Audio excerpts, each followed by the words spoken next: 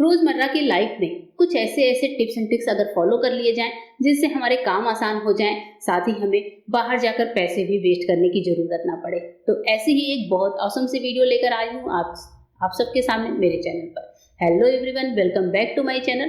तो चलिए बढ़ते हैं, देखते हैं आज की वीडियो में कौन से टिप्स एंड ट्रिक्स छुपे हुए हैं।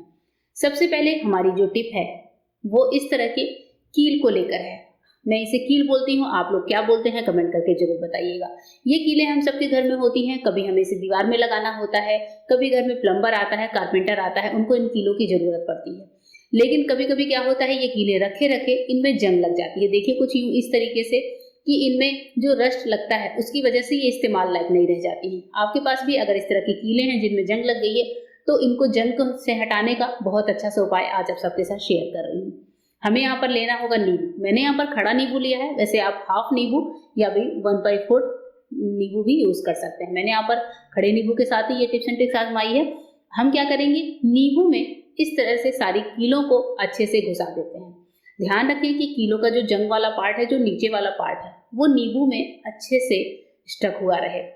आप देख रहे हैं कि जितना नींबू में अंदर तक जा सकता है कि उतना मैं घुसा दे रही हूँ। मैं इसे बहुत ज्यादा दूसरे साइड से बाहर नहीं निकाल रही हूँ, क्योंकि जो कीलों की जंग वाला पार्ट है वो हमारे नींबू में अच्छे से अंदर तक जाना चाहिए। इस तरीके से नींबू में लगाकर हमें ये जो कीले हैं इनको रखना है कम से कम 30 से 40 मिनट के लिए। वैसे दोस्तों हमारा एक नींबू तो वेस्टेज जाएगा, लेकिन इससे हमारे कीलों का जो जंग है वो खत्म हो जाएगा। या फिर आप हाफ नींबू का इस्तेमाल करेंगे तो हाफ नींबू से भी आपका काम हो जाएगा। यहाँ पर देखिए नींबू मैंने सारी कीलों को लगाकर तैयार कर दिया है। इसे मैं 30 से 40 मिनट के लिए एक बार साइड करके छोड़ दूंगी और फिर उसके बाद आपको दिखाऊंगी कि इन कीलों की जो जंग है, जो रस्ट है इनके ऊपर लगा हुआ, वो कितना इजी तरीके से निकल जाता है। कीलें बिल्कुल नई जैसी हो जाती हैं। या फिर लोहे का इस तरह का आपके पास कोई भी पेच वगैरह हो तो आप उससे इस तरह से जंग को दूर कर सकते हैं। 30 मिनट तक मैंने कीलों को रखा था, अब हम इनको नींबू से निकाल देते हैं। और ये जो नींबू है इसको आप बाद में खाने के इस्तेमाल तो नहीं कर सकते, लेकिन हाँ किसी तरह की कोई क्लीनिंग करनी है तो उसमें आप इस नींबू को, नींबू के छिलके को या नींबू के जूस का इस्तेमाल कर सकते हैं। तो नींबू को ऐसे ही मत फेंकिएगा, नींबू का इस्तेमाल कर लीजिएगा। ये जो कीले हैं दोस्तों, इनको पानी से वॉश करके मैं आपको दिखाती हूँ कि कितनी बढ़िया तरीके से इनका जो रस्ट है, जो जंग है, वो निकल चुका है। बहुत ही इजी तरीका होता है इस तरह से जंग से इन चीजों को हटाने का। चलिए कीलों को वॉश करते हैं और चेक करते हैं। ये देखिए कीलों को मैंने वॉश कर लिया है। आप देख रहे हैं सामने कि हमारे कीलों से जंग बहुत अच्छी तरह से निकल चुका है। ये आइडिया बहुत ही अच्छे से काम करता है।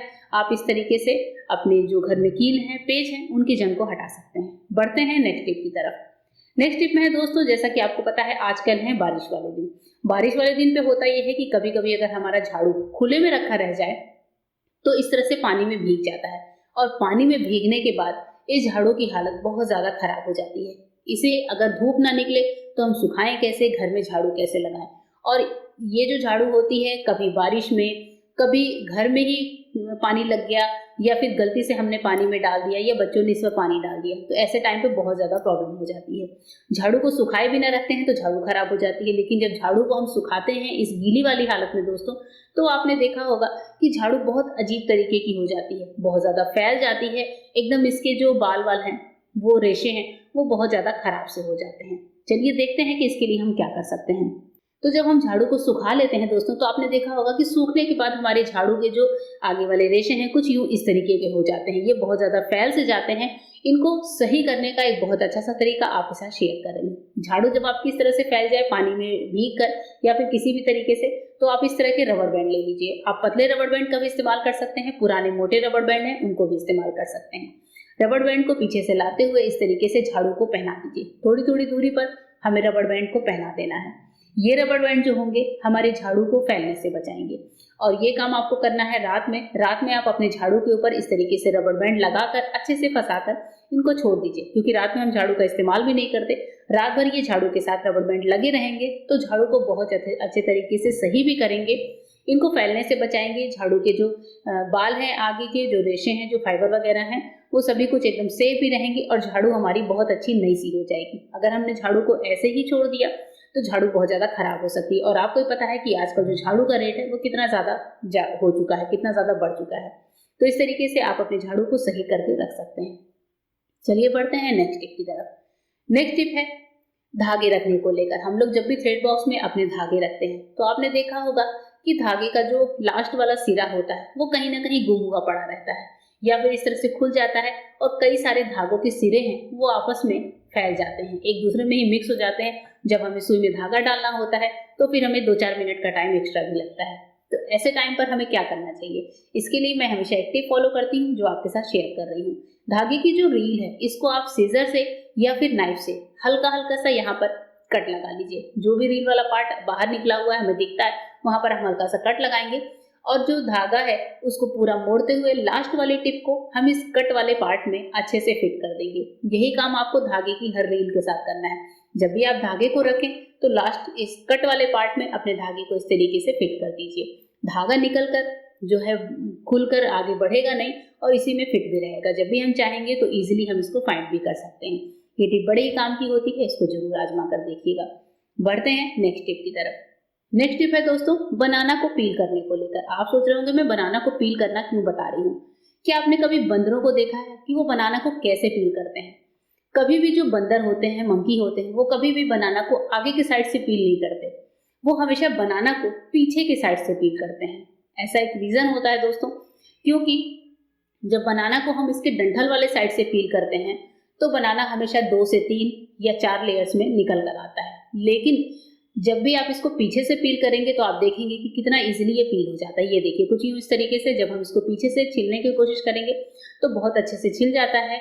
साथ ही ये टाइम भी कम लेता है। अगर हम डंठल वाले पार्ट से इसको छीलना शुरू करते हैं और बनाना अगर बहुत ज्यादा फ्रेश है या हल्का सा कच्चा है तो उसके चिथड़े से उड़ जाते हैं, उसका जो छिलका है वो बहुत अजीब तरीके से निकल कर आता है। या फिर बच्चे हैं तो उनको भी दिक्कत होती है। तो बच्चों को इस तरह से आप बनाना छीलने की ट्रिक बता सकते हैं। बहुत ईजिली बनाना छीलकर हम तैयार कर लेते हैं। बढ़ते हैं आज की नेक्स्ट टिप की तरफ। नेक्स्ट टिप है हमारी, कभी भी जब हम बिस्तर पे या फिर हमारे बच्चे हों उनके स्टडी टेबल पर या फिर हम खुद भी लैपटॉप वगैरह के पास काम करते हैं, मोबाइल साइड में रखकर काम करते हैं और अगर हमने कोई ड्रिंक ली है वो ड्रिंक टेबल पर या बिस्तर पे गिर जाती है तो आपको ही पता है कि कितना ज्यादा नुकसान होता है। तो जब भी आप कोई ड्रिंक टेबल पर, बिस्तर पर या फिर कहीं पर भी लेकर बैठे तो ये छोटी सी टिप फॉलो कर लीजिए। आपका गिलास अगर लुढ़क भी गया गलती से भी तो आपको परेशानी नहीं होगी, ना ही बेडशीट खराब होगी, ना ही आपका लैपटॉप खराब होगा, ना ही आप बच्चों की स्टडी टेबल खराब होगी।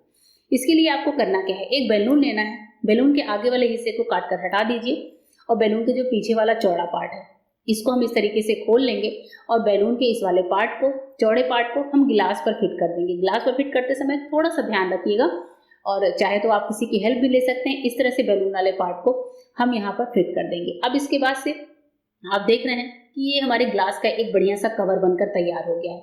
ये कवर इतना टाइट होता है कि ग्लास अगर गिर भी जाए, हम इसको टेढ़ा मेढ़ा भी कर दें तो भी हमारी ड्रिंक निकलकर साइड से गिरती नहीं है। ये बहुत ही इफेक्टिव तरीके से काम करता है और यहाँ पर बीच में मैंने एक हल्का सा छेद किया हुआ है।